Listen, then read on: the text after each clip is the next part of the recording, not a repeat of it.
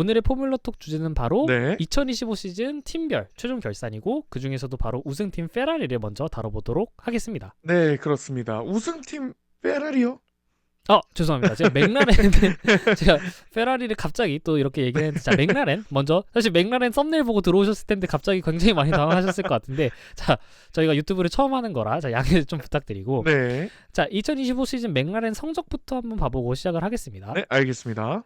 올해 컨스트럭터 포인트 833포인트로 컨스트럭터 챔피언 네. 24라운드 중 14번의 우승을 가져갔으며 팀 전체적으로 총 48번의 출전 중 34회를 포디움으로 연결을 했어요.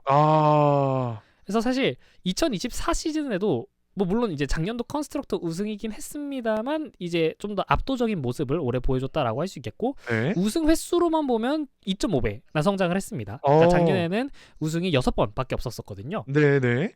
그래서 결과적으로 2년 연속 컨스트럭터 챔피언십을 달성을 하게 되었고 드라이버 성과도 한번 보자면 이제 작년에는 컨스트럭터 우승을 가져가긴 했습니다만 어쨌든 드라이버 챔피언십은 베르스타펜 선수한테 넘겨주긴 했었거든요. 그렇죠.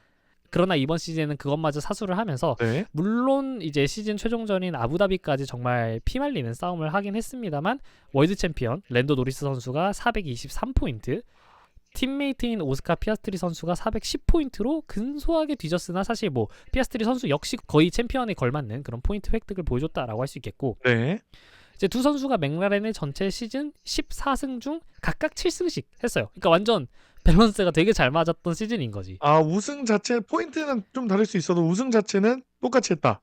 그쵸? 누가 챔피언이 되어도 이상하지 않은 그런 시즌을 이렇게 보냈다.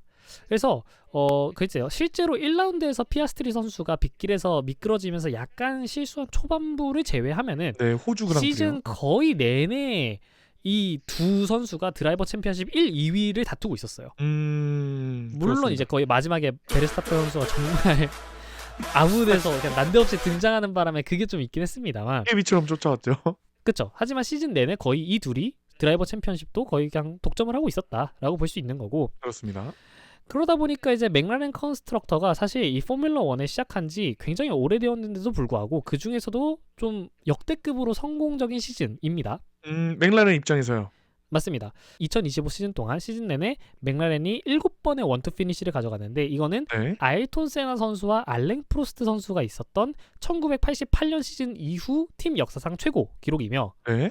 최종 14승을 기록하며 이것 역시 1988년 16경기 15승 이후 단일 시즌 최다 승수입니다. 사실 후반부에 조금만 분전했다면 이거는 사실 깰 수도 있었을 텐데. 최고 기록으로.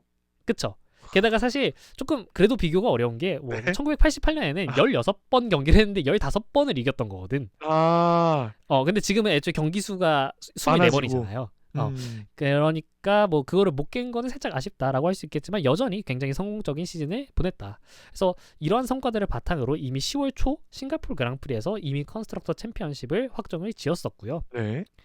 시즌을 초반부터 좀 하나씩 살펴보면서 어떤 일이 있었는지 한번 저희가 좀 톱파보는 그런 시간을 가져보도록 하겠습니다. 네, 알겠습니다. 자, 1라운드 호주 그랑프리부터 시작을 해보자면 뭐 앞서 말씀드렸듯이 B라는 그 변수가 생기면서 선두권에서 잘 달리던 오스카 피아스트리 선수가 잔디에 갇혀버리면서 이제 순위가 떨어지는 그런 이변이 있었으나 네. 페이스만 보았을 때 어쨌든 뭐 그거 사고가 있기 전까지는 어쨌든 선두권에서 열심히 잘 하고 있었었거든. 그래서 이때 이 개막전 이슈 정도를 제외하면은 그 이후로는 거의 압도적인 모습을 초반부에 많이 보였습니다. 2라운드 중국부터 시작해서 9라운드 스페인까지 가는 총 8번의 라운드 16번에 출전해서 네. 이 맥라렌 드라이버들이 포디움에 들지 못한 적은 사우디에서 랜도 노리스의 4위밖에 없었어요. 한 번인가요? 그러니까 딱 한 번 2라운드에서 9라운드 스페인까지 16번 차들을 내보내서 그중 15번을 포디움으로 연결을 했다라는 거야. 와.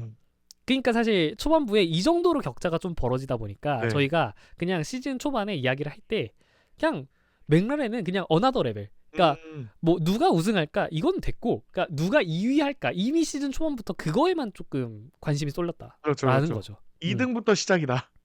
맞습니다. 자, 심지어 말씀드렸던 그 랜도 노리스의 사우디아라비아 4위도 네. 퀄리파잉 Q3에서 그때 당시 이제 제가 기억하기로는 5번 코너에서 방호벽하고 충돌을 하면서 사고를 냈었거든요. 그렇죠.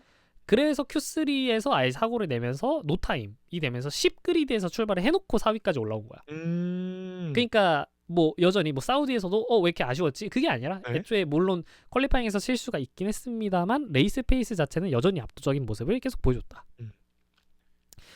그러다가 이제 약간의 터닝 포인트가 되었던 게 바로 캐나다 그랑프리였습니다. 네. 캐나다 그랑프리 같은 경우에는 일단 따로 사고가 없었음에도 불구하고 노리스 선수가 퀄리파잉에서 약간의 실수를 보여주면서 7그리드에서 스타트를 하게 되었고 네. 그리고 이제 피아스트리 선수도 제가 기억하기로는 기억이 3그리드인가? 3그리드 정도로 시작을 했었던 것 같아요. 네. 맥라렌 오랜만에 뒤에서 시작했어요. 그렇죠. 그러다 보니까 이제 레이스 후반부인 66랩째에 두 드라이버들이 4위 자리를 놓고 경쟁을 벌이다가 결국 저희가 항상 우려하던 그 팀메이트들 간의 충돌이 나오고 말았습니다. 그렇죠. 시즌 초반부부터 워낙에 맥라렌 두 드라이버들이 모두 비등하게 좋은 퍼포먼스를 내고 있었고 네. 그때부터 계속 제기된 것이 과연 그렇다면 두 선수를 어떻게 대우를 할 것인가. 둘이 만약 경쟁을 하거나 또는 이러다가 사고가 나서 팀적으로 손해가 되는 일이 닥쳤을 때 팀은 좀 어떻게 이거를 매니지를 할 것인가 이런 부분들이 있었는데 그것이 좀 현실화된 첫 번째 케이스라고 할 수 있겠다. 그렇습니다. 그때 파파이룰이 뭔가 괜찮냐, 이대로 괜찮냐 이런 이야기들이 오갔던 걸로 기억해요. 그쵸. 그때가 딱 이 시험대에 올랐던 그때였던 거지. 그렇습니다. 그러면서 이제 캐나다 그랑프리에서 노리스 선수가 리타이어를 하고 피아스트리 선수는 그대로 달렸지만은 어쨌든 사고의 여파로 앞서 달리던 그 안토넬리 선수를 따라잡지 못하면서 조금 역부족인 모습을 보였고 네. 그러다 보니까 이제 맥라렌이 11년도 캐나다에서의 약간 악몽이 좀 재현되는 그런 느낌입니다. 왜냐하면 11년도 캐나다에서도 그때 당시 이제 맥라렌 드라이버였던 루이스 해밀턴 선수하고 젠슨 버튼 선수가 그때도 이제 팀메이트 충돌로 이제 같이 리타이어를 하는 그런 일이 있었었거든요. 약간 징크스가 있네요, 캐나다에. 뭐 그러기에는 15년 만 약간 15년 만이긴 한데 이걸 징크스라고 부르기에는 자, 예를 들어서 뭐 2040년 캐나다 그랑프리에서 뭐 맥라렌이 그렇다 그럼 이제 15년 주기로 뭔가 그런 일이 생긴다고 할 수도 있겠지만 뭐 징크스라고 할 건 아닌데 어쩌다 보니까 겹쳤다라는 거죠. 네, 그렇습니다. 자, 그러면서 약간 팀 분위기가 좀 뒤숭숭해지나 했으나 결과적으로는 다시 좀 정신 차리는 그런 모습이 보여줬고 이후 11라운드 오스트리아부터 영국, 벨기에, 헝가리, 네덜란드 그리고 몬차까지 6개의 라운드 동안 네덜란드 그랑프리 노리스 선수의 리타이어를 제외하면 전부 포디움을 가져가는 데다가 11라운드 오스트리아부터 헝가리까지 4그랑프리 연속으로 원투 피니시를 해냈어요. 그러면서 그때 정말 이 서머 브레이크를 시작하기 직전 맥라렌의 분위기가 완전 최고조에 달했었던 14라운드 끝났을 때 그렇죠. 뭐 그때 제 기억으로는 막 둘이 합해서 통산 1000점 드디어 간다. 그죠. 충분히 가능하다라고 했었었죠. 네, 뭐 이런 이야기 오갔죠. 역사상 4자릿수의 컨스트럭터가 과연 될 것인가 이런 얘기를 막 하면서 한창 막 했는데 뭐 물론 이제 그렇게 되지 않았습니다만은 그렇습니다. 자, 그렇게 약간 서머 브레이크를 보내고 나서 시즌 후반부로 와서는 이 아제르바이잔 그랑프리가 또 하나의 터닝 포인트가 될 수 있을 것 같은데 이때부터 약간 피아스트리 선수의 엄청난 부진이 시작이 되었어요. 사실 뭐 아제르바이잔 그랑프리 자체가 굉장히 정신이 없었죠. 그때 당시 이제 퀄리파잉 동안 레드 플래그만 6번이 나오면서 역대 그렇습니다. 최다 세션 중 레드 플래그 발령 횟수 뭐 이런 신기록도 있었었고 2그리드에는 막 윌리엄스의 사인츠 선수가 있고 3그리드에서는 로스 선수가 있고 그러면서 그냥 정말 순위표도 굉장히 혼란스러운 그런 아제르바이잔 그랑프리가 되었었는데 이때 당시 이제 노리스 선수가 7그리드 스타트에다가 피아스트리 선수가 9그리드 스타트였어요. 엄청 뒤에서 출발했네요. 그렇죠. 사실 그 전까지의 맥라렌의 페이스를 생각한다면 그러니까 뭐지? 약간 이런 거였는데 안 그래도 이제 그런 시점에서 피아스트리 선수가 첫 랩에서 리타이어를 하게 되었고 노리스 선수 같은 경우에는 후반 피트스탑에서도 약간 실수가 있으면서 또 약간 좋은 결과를 만들어내지는 못했었습니다. 그렇습니다. 그리고 이제 자료를 보시면 이때를 기점으로 당시 챔피언십 포인트 1위를 지키고 있었던 피아스트리 선수의 부침이 시작이 됩니다. 표를 보시면 이때를 기점으로 그 포디움이 싹 사라졌어요. 저희가 그 색깔로 표시된 부분들이 각각 1, 2, 3위를 이제 보여드리는 건데 아제르바이잔 딱 보면 그때 이후로 바로 싱가포르, 미국, 멕시코, 브라질, 라스베가스까지 포디움이 한 번도 없어. 그 앞이랑 너무 대비가 돼. 피아스트리가 이때부터 많이 부진했죠. 그렇죠. 사실상 그 아제르바이잔에서의 약간 그 리타이어가 뭔가 약간 좀 이제 하나의 뭐랄까요 트리거가 되었다라고 할 수 있겠고 그리고 이제 그 후반부로 와서는 또 한 번의 위기가 있었으니 그게 바로 라스베가스 그랑프리에서 맥라렌 드라이버 둘의 동반 실격이었습니다. 그렇습니다. 충격적이었죠. 물론 그 전에 그 오스틴 미국에서도 스프린트에서 팀메이트 충돌로 인한 리타이어가 있긴 했습니다만 그럼에도 어쨌든 스프린트니까 다행이다라는 얘기를 했었어요. 그렇죠. 사고가 뭐, 나도 스프린트에서 났어야죠. 그치? 뭐 그러니까 포인트를 뭐 잃어도 그렇게 많이 잃지 않았다. 뭐 약간 이런 거였는데 라스베가스 실격은 네. 솔직히 말하자면 저는 주작인 줄 알았어요. 어떻게까지 얘기를 했냐면, 그러니까 네. 왜냐하면 이거가 있으면서 사실상 후반기에 그 막스 베르스타펜 선수의 그 월드 챔피언 확률이 굉장히 빵 올라갔거든. 그렇죠. 그 전까지는 그래도 바늘구멍 정도는 있다 정도였죠. 그치? 사실상 뭐 바라기 힘들다. 하지만 음. 그래도 혹시 베르스타펜이니까 약간 이런 거였다면 이거부터가 약간 진짜 막스가 될지도 모른다라고 현실적으로 생각해보게 된 그 계기였단 말이에요. 그렇죠. 그래서 저는 그때 당시 이 뉴스를 듣고 어떤 생각까지 했냐면 네. 와, FIA가 정말 돈에 미친 건가?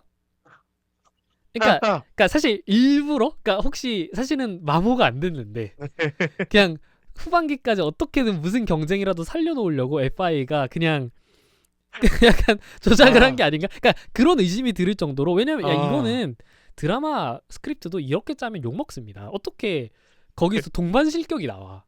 아무튼 음모론까지도 의심이 들었다. 그치? 왜냐하면 진짜로 그러니까 어떻게 게다가 예를 들어서 노리스 선수만 실격이 된다거나 네. 뭐 피아스트리 선수만 실격이 된다거나 하면은 네. 그냥 뭐 여전히 누구 한 명이라도 살아 있었으면 그때 베르스타펜 선수보다 앞서 있었으니까. 근데 어떻게 딱 그렇게 둘이 갑자기 같이 둘 다. 자, 그래서 그런 일들이 있었다라는 거고 자, 그러면서 그 라스베가스가 끝나고 난 뒤에 바로 그 의무 투스탑 조항이 생겼던 카타르 그랑프리에서도 네. 그 7렙째 가슬리와 헐켄베르크 선수로 인해 세이프티카가 발동이 되면서 네. 그러면서 이제 모든 선수들이 지금 들어가자 그랬죠. 하는 동안 맥라렌 드라이버들만 안 들어갔었거든요. 계산이었다고 했습니다. 그 중계진에서도. 본인들은 약간 전략적 유연성을 위한 선택이었다라고는 했지만 결과적으로는 그게 악수가 되면서 카타르 그랑프리를 나쁘지 않게 좀 준비를 했었음에도 불구하고 어쨌든 막스 선수한테 우승을 좀 이렇게 내주면서 또 좀 격차를 좁히는 그런 걸 허용하게 되는 그런 계기가 있었습니다. 그렇습니다. 이 간극이 좁은 걸 좋아하는 F1 팬들은 환호했죠. 맞습니다. 뭐 근데 네. 어쨌든 결과적으로는 아부다비에서 그런 약간 아슬아슬한 격차를 좀 극복을 하고 드라이버 챔피언십까지 본인들이 이렇게 확정을 지을 수 있는 그런 시즌이 되었다라고 할 수 있겠고 네. 드라이버 한 명씩 개개인 퍼포먼스를 한번 점검을 해보도록 하겠습니다. 네. 자, 일단 챔피언인 랜도 노리스 선수입니다. 네. 사실 2024년도에는 파파의 룰이라는 이야기가 나오기는 했습니다만 역시나 암묵적이게 뭔가 그때 당시 F1을 보신 팬분들이라면 약간 기억을 하실 게 그래도 맥라렌의 퍼스트는 노리스지 하는 약간 그런 생각이 있었어요. 물론 막 언론에서는 우리 파파야를 하지만 그래도 누가 봐도 어쨌든 노리스 선수가 피아스트리보다는 약간 한 수 위라는 느낌이 있었거든 아직까지는. 네. 그리고 커리어 자체도 사실 피아스트리가 조금 더 루키에 가깝죠. 그렇죠. 왜냐하면 작년까지만 하더라도 2년 차의 선수였기 때문에 뭐 그런 모습이 24년도에 있었는데 그러다 갑자기 이제 올해 시즌 초중반이 들어서 피아스트리 선수가 또 갑자기 압도적인 모습을 보여주면서 약간 노리스가 애매해지나 했으나 결국 시즌 후반부까지 일관성을 가져오면서 생애 첫 드라이버 챔피언이자 F1 역사상 35번째 챔피언으로 자신의 이름을 새기게 되었습니다.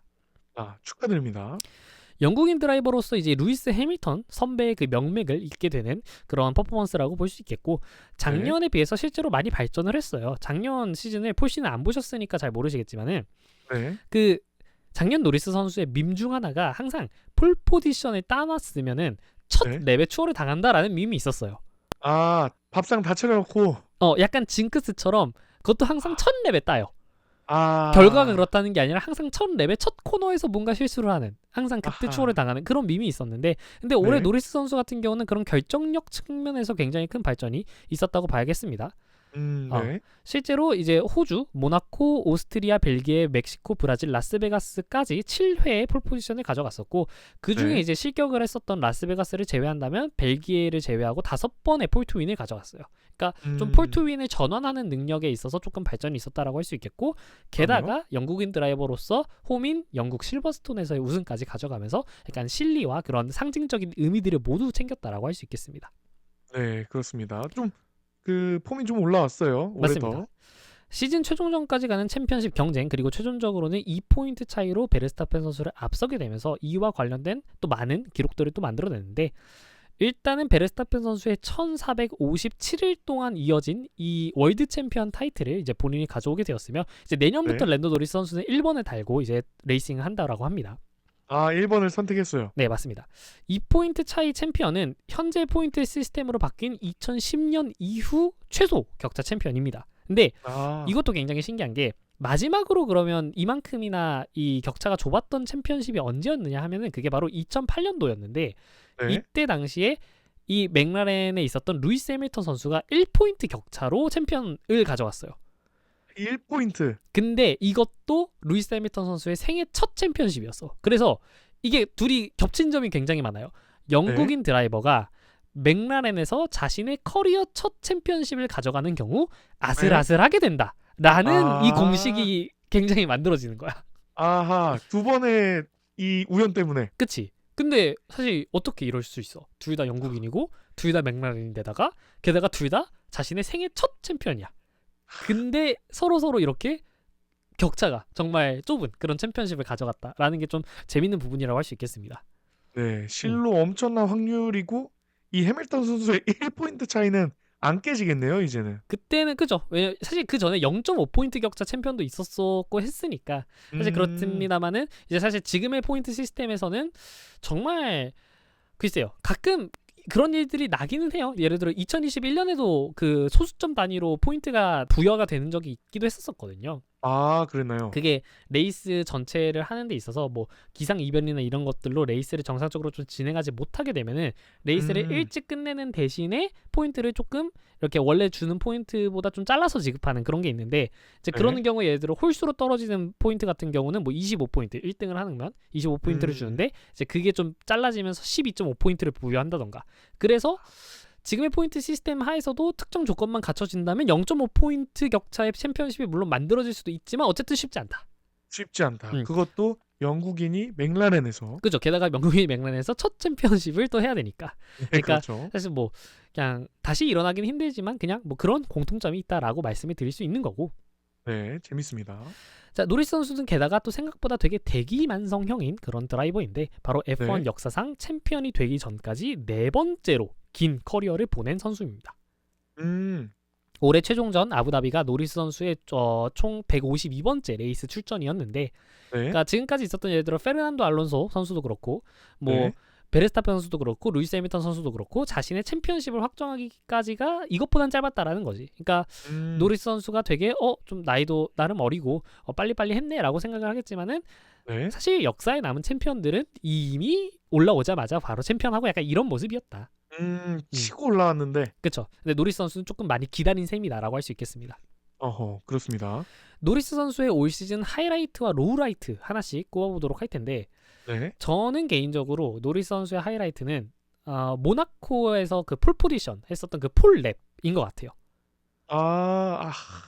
이 하도 오래되니까 이제 기억이 잘 안 나는데 어떤 일이 있었을까요? 어떤 일이 있었다기보다는 그냥 진짜 잘했어. 그냥 죽여줬군요. 그냥 그게 끝이야. 그냥 그게 끝이고 모나코 서킷에 그때 당시에 트랙 레코드를 세우면서 역사상 최초로 1분 9초대를 달린 사나이가 됐어요. 모나코 그 트랙 역사상 최초로. 그래서 뭐 궁금하신 분들은 유튜브에 가셔서 한번 그거를 보셔도 될 것 같아요. 그 유튜브에 있는 그 모나코 폴 랩 온보드 영상을 보면 진짜 잘 달립니다. 그리고 그 한 랩 도는 영상 전체가 한번 올라왔던 적이 있었거든요. F1에서 맨날 올려줘요. 그 폴랩은 항상 올려주는데 그거 보시면은 진짜 잘 달리고 게다가 그렇죠. 이제 저 같은 경우에는 그 심레이싱을 직접 하잖아요. F1 25를 플레이를 하니까 모나코는 야 이거 게임이 맞나? 내가 게임하러 와서 이딴 트랙을 달려야 되나라는 느낌이 드는 그거가 제대로 달리지도 못하고 좁아서 그쵸. 그리고 이제 뭐 물론 조금 더 좋은 키트를 가지고 계신 분들은 조금 다르실 테지만 저 같은 경우는 어떻게 하냐면 그러니까 이게 그 뭐랄까요 모듈로 갖고 있는 게 아니라 책상에다가 그 핸들을 붙여놓고 하는 편이에요. 그러니까 어떤 분들은 아예 그냥 그거를 위한 화면과 시트가 있는데 저는 그냥 앞에 PC가 있고 그냥 거기에다가 이렇게 연결해서 쓰는 편인데 모나코는 그 막 스티어링을 엄청 해야 된단 말이야. 그러다 그렇습니다. 보니까 이게 책상이 움직여. 이게 막 핸들을 돌리는 막 거에 콱콱 따라서. 하면서 책상이 막 움직이고 막 흔들리고 그러면서 네. 제대로 달리지도 못하고 조금만 하면은 여기 옆에 해가지고 막 프론트 윙 이렇게 막 망가지고 이런 거 보면은 아 내가 게임을 재밌으려고 하는 건데 게임하러 와서 이딴 트릭을 달려야 되나? 약간 오히려 스트레스가 될 정도로. 그쵸 그런 생각이 조금 든다라고 할 수 있겠습니다. 네. 저는 궁금한 게 그러면 네. 그 심레이싱으로 하면은 이 폴랩을 달리는 선수들의 기록과 몇 초 정도 차이가 나나요? 아 제가 직접 할 때 네. 제가 사실 그 인스타 공지방에서도 몇 번 말씀을 드린 것 같았는데 그렇게 네. 큰 차이는 안 납니다. 왜냐하면은 네. 그러니까 어쨌든 사실 F1 드라이버들은 그 모든 G포스와 그 네. 정말 그 완력과 이 약간 목에 가해지는 하중 같은 것들을 전부 버텨내면서 하는 거잖아요. 근데 저희는 그냥 앉아서 딸깍 하는 거니까 시원한 어 방에서 에어컨 틀어놓고. 굉장히 쉽게 하는 거라서 실제로 네. 그냥 달리면 어쨌든 그 안에 있는 차량의 그 데이터 같은 것들이 실제 F1 차량들의 그 주행 속력이나 이제 그런 것들을 기반으로 만들어지기 때문에 네. 뭐 그냥 정말 잘 달리면은 얼추 거의 실제 선수들이 달리는 것만큼 나옵니다. 아 그렇군요. 그리고 그 노선도 다 보이죠? 그쵸. 그것도 이제 내가 아. 끄고 뭐 킬 수도 있는데 사실 없으면 안 아. 돼요. 없으면 안 되고 그러니까 모든 트랙을 하나하나 일일이 외울 게 아닌 이상 뭐 지금 인코스를 타야 되는지 지금 아웃코스를 타야 되는지 이런 건 어쨌든 보면서 해야 됩니다. 아. 그런 거 선수들은 이제 안 보고 하겠죠. 근데 뭐 어쨌든 저는 게임으로 그렇죠. 이제 네. 하려는 거니까 이제 그런 거가 있어야지 좀 게임을 좀 제대로 즐길 수 있다라고 할 수 있겠고 어쨌든 좀 나쁘지 않습니다. 대신 그거를 하나 하는데 생각보다 더 많은 돈이 들어요. 일단 그러니까 제가 어 저도 해 볼까 하다가 포기했잖아요. 그러니까 밑에 페달 모듈도 따로 있고 핸들 모듈도 따로 그렇습니다. 있고 그게 아무리 뭐 중고에서 싼 걸 구해도 합해도 뭐 2-30만 원 정도는 하는 데다가 사실 가장 큰 거는 그게 돌아갈 PC가 있어야 돼. 아. 일단은 노트북은 절대 안 끊김없이 될 것 같고 돌아가야죠. 그치 노트북은 절대 안 될 것 같고 데스크탑이 음. 있어야 될 텐데 그럼 또 안에 그 안에 그래픽 카드가 또 일반적으로는 안 됩니다. 아무튼 아. 정말 그런 거라서 사실 PC를 마련하는 게 조금 중요하다. 약간 이런 거이지 않나라고 생각을 합니다. 자 어쨌든 잠깐 네. 옆으로 빠졌는데 자 그래서 올 시즌 하이라이트 노리스 선수의 올 시즌 하이라이트라고 한다면은 이제 모나코에서의 폴 랩을 저는 꼽을 수 있을 것 같고 네. 올해 로우라이트 하나를 뽑아보자면 제 생각엔 아마 사실 노리스 선수가 이번 시즌 내내 거의 그냥 꾸준히 좀 잘하는 모습을 보였기 때문에 네. 로우라이트를 뽑기가 어렵긴 한데 전 개인적으로 그 몬차에서 피아스트리 선수에게 그 자리를 양보받았던 순간이라고 저는 생각을 좀 합니다. 근데 이게 노리스 선수가 뭔가 잘못을 했다기보다는 결국 팀의 결정을 따른 거긴 해요. 물론 그 팀의 결정이 너무 편향되었다라고 이제 지적하는 측면들이 있는 거긴 하지만 그렇죠. 그래도 사실 결국 그렇게 순위가 꼬였던 것 자체가 애초에 피트크루가 잘못을 했던 거거든요. 그리고 노리스 선수가 물론 그로 인해서 이득을 본 것도 맞지만 제 생각에는 개인적으로는 저는 약간 노리스 선수가 좀 필요 이상으로 욕을 먹지 않았나라는 생각은 좀 있습니다. 그렇습니다. 그 순간이 약간 시발점이었죠. 그쵸. 그때를 기점으로 노리스는 챔피언에 약간 자격이 없다. 자리를 양보받았다. 이런 좀 말이 많이 나오게 되었고 그 때문에 이제 멕시코에서는 우승을 해놓고서 그 관중석 앞으로 가가지고 세레머니를 하는데 그 중계 카메라에 전부 그 멕시코 팬들이 박수가 아니라 우 하는 게 근데 저는 얄미워하는 약간 소리가. 그게 물론 노리스 선수도 괜찮다라고는 했지만 전 좀 마음이 아프더라고요. 아마 인터뷰에서는 좀 센 척했을 수 있어도 인터뷰에서는 누가 그냥 야유 소리를 또 즐거워하겠습니까? 괜찮다라고는 했지만 그러니까 어쨌든 자기가 우승을 했잖아. 이거 멕시코에서 있었던 일도 아니고 사실 그랬는데 그렇게 많은 사람들한테 뭔가 좀 그런 부정적인 기운을 받는다는 게 살짝 안쓰러워 보였다. 물론 뭐 그런 것도 뭐 프로 선수로서 견뎌야 되는 숙명이라고 한다면 뭐 할 말이 없습니다만 근데 개인적으로는 아니 결국 몬차도 결국 팀의 결정이 그랬던 거고 예를 들어 노리스가 피아스트리한테 양보해줘 했으면 엥? 싶었을 테지만 그렇죠. 팀이 그렇다는데 그럼 뭐 노리스 선수가 뭐 양보해주겠다는데 그럼 거기서 나 안 받을래 이러고 있는 것도 좀 웃기고 그렇습니다. 그래서 사실 좀 애매합니다. 그래서 물론 노리스 선수가 뭐 그렇다고 거기서 완벽하게 정정당당했다라고 말하기에도 좀 어렵겠지만 동시에 과연 그만큼 진짜 욕을 먹을 만한 그런 거였느냐라는 것도 있고 어떻게 보면 약간 시즌이 끝나서 약간 미화된 것도 있을 수도 있고 그래서 지금 와서 더 그렇죠. 지금 와서 생각해 보면 약간 노리스한테 미안한데 약간 이런 느낌이 들 수도 있을 것 같습니다. 그렇습니다. 사실 그 인스타 저희 댓글도 보면은 가끔 이제 노리스 선수 이렇게 욕하시는 분들도 계신데 아마 지금쯤 다시 돌이켜 보시면 다들 약간씩 미안하실 것 같아요. 그래도 뭐 챔피언인데 이미 지나간 일인데 어쩌겠어. 약간 이런 느낌이죠. 자, 그럼 즐거움을 줬으면 됐습니다. 그쵸. 결국 저희는 그냥 즐겁자고 보는 거니까. 네, 자, 그렇죠.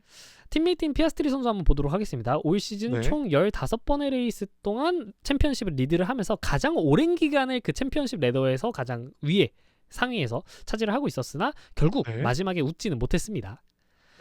특히 그 말씀드렸던 아제르바이잔부터 시작했었던 그 부진이 정말 뼈아플 것 같다라는 생각이 들고 뭐 네. 네덜란드 그랑프리로 한번 돌아가 보자면 이때 당시만 하더라도 노리스 선수가 오스카 선수에게 34포인트가 뒤졌고 게다가 네. 베르스타펜 선수는 피아스트리 선수한테 104포인트나 뒤진 상태였어요.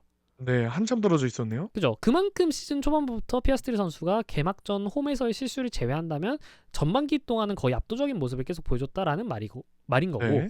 일본 그랑프리 이후부터 3연승을 달렸고요. 에밀리아 로마냐와 모나코에서는 잠깐 주춤을 했으나 스페인에서 우승을, 캐나다에서는 팀메이트인 노리스 선수가 리타이어를 하는 동안 본인은 4위를 또 하는 등 잘 넘어갔었고 네. 뭐 피아스트리 선수로서는 그 아까 말씀드렸던 그 몬차에서의 양보 결정은 그러려니 할 것 같아요. 어차피 노리스가 한 것도 아니고. 그쵸. 왜냐면 이번 시즌 끝나고 은퇴할 것도 아니고 네. 팀 오더가 나왔는데 그걸 드라이버가 나 안 줄 건데 하기도 참 그래요. 그러니까 현실적으로 어려운 거고 그나마 약간 팀한테서 손해를 본 건 제 생각엔 좀 카타르 그랑프리가 있지 않을까. 그러니까 카타르 그랑프리에서 다른 팀들이 하는 것처럼 세이프티카 상황에서 전부 투스탑 했었으면은 피아스트리 선수가 우승했었을 거예요. 실제로 이때 카타르 스프린트에서 피아스트리 선수 우승했죠. 네, 맞습니다. 카타르에서 폴포지션도 피아스트리 선수가 되게 오랜만에 가져왔었어요. 네. 그러니까 만약에 그냥 다른 팀들 하는 것처럼 그때 7번째 랩에 세이프티가 나왔을 때 투스탑 그냥 가져갔었으면 그냥 네. 피아스트리 선수가 그때 카타르에서도 우승을 하지 않았을까라는 거죠. 음. 자, 그럼에도 어쨌든 사실 피아스트리 선수는 충분히 차기 챔피언감이라고 볼 수 있겠고 네. 이 선수가 이제 겨우 F1에 입성한 지 3년 차인다는 거를 조금 저희가 이제 잊지 않았으면 합니다. 그렇습니다. 감안해야겠죠. 그쵸. 내년 내후년에 만약에 챔피언이 된다라고 한다면 그래 너 충분히 할만하다라고 하는 그런 이상하지 않을 모습을 좀 보여줬다라고 할 수 있겠고 사실상 F1의 미래죠. 그러니까 물론 더 먼 미래는 뭐 보톨레토 선수, 안토넬리 선수 있긴 하지만 좀 약간 가까운 미래. 그러니까 사실 2, 3년 뒤에 제 생각엔 진짜 피아스트리 선수가 챔피언을 충분히 하는 모습이 좀 굉장히 자연스럽게 그려지긴 합니다. 누가 가장 가능성이 높냐 하면은 톱3 안에 들어갈 만하죠. 그죠. 뭐 노리스 선수도 앞으로 계속 베르스타펜 선수처럼 사실 네. 왕좌를 좀 구축하기 위해서 계속 노력을 할 테지만 게다가 뭐 그렇습니다. 베르스타펜 선수도 어디 가지 않고 계속 있을 테지만 그럼 그 둘을 노리고 피아스트리 선수가 우승을 한다라고 해도 그래 뭐 할만한데? 약간 이런 느낌이 드는 퍼포먼스를 올 시즌 보여줬어요. 물론입니다. 자, 그래서 피아스트리 선수의 이번 시즌 하이라이트는 아무래도 네덜란드 그랑프리라고 꼽을 수 있을 것 같은데 네. 일단 의미하는 바가 많죠. 챔피언십 경쟁자인 베르스타펜 선수의 홈에서 본인이 우승을 했으면서 동시에 경쟁자였던 노리스 선수는 리타이어를 하는 동안 본인은 우승을 했어요. 그러니까 약간 네덜란드에서의 그 우승이 뭔가 그 두 명을 딱 누르고 약간 자신의 뭐랄까요 그 우월성이라고 하긴 그런데 자신의 약간 이 압도적임을 조금 제대로 좀 과시한 그 우승이 바로 네덜란드지 않나라고 저는 생각을 하고 그렇습니다. 로우라이트는 글쎄요. 사실 피아스트리 선수가 못하는 건 또 이제 많았기 때문에 네. 개인적으로는 계속 말씀드리지만 아제르바이잔 스타팅 랩으로 볼 수 있을 것 같아요. 그때부터 모든 게 시작이었던 것 같아. 그리고 이미 아제르바이잔에서 1000랩의 사고가 나긴 했지만 그 사고 전에도 이미 스타트 과정에서 안티스톨이 걸리면서 스타팅에서도 약간 실수가 있었어요. 그래 놓고 다시 1000랩에서 사고가 났었기 때문에 정말 그 아제르바이잔 레이스 첫 랩이 정말 악몽 같았지 않았나라고 생각을 합니다. 그렇습니다. 자, 마지막으로 이번 시즌 그렇다면 맥라렌의 시즌 점수 약간 저희가 대학생이니까 네. 대학 강의처럼 한번 점수를 매기신다면 폴 씨는 뭐 A부터 F까지 있다. 그러면 맥라렌한테 한 몇 등급 정도 주실 수 있을 것 같아요. 맥라렌. F는 아니겠지 아무래도 당연히 물론 우승을 아니죠. 했으니까. 맥라렌이라 저는 A0를 줄 것 같습니다. A0. 네. 이유는 뭐가 있을까요? 이제 대학 강의라고 하셔서 교수님처럼 생각을 해봤습니다. 근데 약간 팀 과제를 해온 팀원들에게 성적을 주는 느낌인데 누군가는 A뿔만큼 잘한 게 눈에 보여. 근데 조장이 한 B뿔 정도로 해온 게 다 보이는 느낌. 네, 그럼 지금 물론 보실 때 조장은 맥라렌이고 지금 나머지는 피아스트리와 노리스이신 거죠? 그렇죠. 네, 그래서 이거 뭐 A뿔을 주기에는 조장이 너무 좀 득을 보는 것 같아서 적당히 A0 정도 줄 것 같습니다. A0 정도. 저도 사실 딱 A0인 것 같아요. 사실 어, 드라이버 챔피언십하고 컨스트럭터 챔피언십을 둘 다 우승했는데 에이프를 주지 못한 건 결국에는 여전히 팀메이트 리스크가 있고 그걸 네. 사이에서 관리하는 맥라렌도 사실 구설수가 되게 많았어요. 어쨌든 올 시즌 한 해 동안 뭐 네. 여러 구설수들이 있었고 일단 당장에 뭐 피아스트리 선수도 좀 괜찮게 넘어간 것 같긴 합니다만은 과연 이런 이 뭐랄까요 정말 두 명의 퍼스트 드라이버를 보유하는 체제가 얼마나 지속될 수 있을까 하는 의문은 있습니다. 그러니까 이걸 정말 둘 사이에 정말 약간 인간적인 관계나 그런 약간 감정 상함 없이 앞으로 수년 동안 지속을 할 수 있을까? 라고 생각을 하면은 사실 글쎄요. 그래서 맥라렌이 그렇다면 약간 새로운 F1 강팀의 새로운 패러다임을 제기했느냐라는 거에는 전 살짝 잘 모르겠다. 그러니까 아직 확실한 패러다임이 바뀐 건 아니다. 그치. 뭐 나 지금까지의 약간 F1 강팀의 조건은 뭔가 굉장히 뛰어난 스타 드라이버 한 명에다가 그걸 보좌해주는 안정적인 세컨드 드라이버의 느낌이었다면 맥라렌의 이번 성공은 약간 그거를 좀 깬 그냥 정말 우수한 드라이버 두 명을 데려다가 자연스럽게 경쟁하게 내버려두고 팀은 그 사이에서 관리를 하는 그거를 했던 건데 뭐 근데 이 관리가 과연 좀 잘 됐는가? 뭐 결과론적이긴 하지만은 사실 돌아봤을 때는 약간 약간 어쨌든 계속 구설수가 나왔던 거 맞으니까. 물론이죠. 그래서 결과적으로는 좋은 시즌을 보냈지만은 막판에 베르스타펜 선수에게 드라이버 챔피언십을 위협받는 등 마냥 압도적인 시즌은 아니었기 때문에 A뿔을 주기는 살짝 뭐하고요. 저는 A0를 드리도록 하겠고 네. 개인적으로는 글쎄요. 약간 좀 기준을 정해놓을 필요도 있다고는 생각을 해요. 그러니까 예를 들어서 저희가 성적을 주는 것에 대해서요? 그러니까 그게 아니라 그 팀이 두 선수를 대우하는 데 있어서 그러니까 이렇게 시즌 최종전까지 사실 둘 사이의 공평 이거를 얘기를 하다가 카타르 그랑프리에서도 왜 그때 그런 피트스탑을 못했느냐를 하면 약간 그런 점 때문인 거거든요. 그렇죠. 공평을 너무 강조를 하느라 팀적으로 오히려 손해를 보는 경우도 있었다라는 거예요. 그러다 보니까 사실 메르스타펜 선수한테 그렇게 마지막에 정말 힘들었었던 게 나오는 거야. 그러니까 제가 기준을 세팅해야 된다라고 말했을 때 그 의미는 뭐냐면 예를 들어 한 20라운드까지 저희가 24라운드까지 있잖아요. 네. 20라운드까지는 공정하게 경쟁을 하되 20라운드가 끝난 시점에서 앞서 있는 사람이 퍼스트야. 앞으로 남은 시즌은 밀어줄 거야. 그러니까 그런 식으로 가든가 해야지 이거를 어떻게 시즌 내내 그러다가 만약에 이번 시즌에 만약에 베르스타펜한테 드라이버 챔피언십 줬으면 어쩔 뻔했어. 그러면 진짜 욕을 바가지로 먹었겠지 맥라렌 팬들한테는. 속된 말로 절단 날 뻔했죠, 진짜. 그러니까 저는 약간 좀 그런 기준이 좀 필요하지 않나라고 좀 생각을 하고 그래서 어쨌든 사실 이런 체계를 해가지고 성공을 한 게 어쨌든 맥라렌도 이번에 처음이기 때문에 앞으로 또 이런 스스로의 그 내부 자정 룰이라고 한다든가 그런 것들을 조금 보완을 해나가면서 어떻게 될지 한번 저희가 보도록 하겠습니다. 네, 여기서 사실 이렇게 우승으로 좀 증명을 한번 했으니까 조금만 더 보완해보면 좋을 것 같아요. 맞습니다. 자, 그럼 그렇게 저희가 맥라렌 한번 끝내보도록 하겠습니다. 네. 체커 플래그가 내려와도 대왕 계속 달려 엔진 식는 소리 위로 남는 말 이름을 부르면 다시 출발 중 그리고 풀트랙 밖에서도 이어지는 톡 여기까지 와줘서 고마워 다음 랩에서 다시 만나 폼을 얻어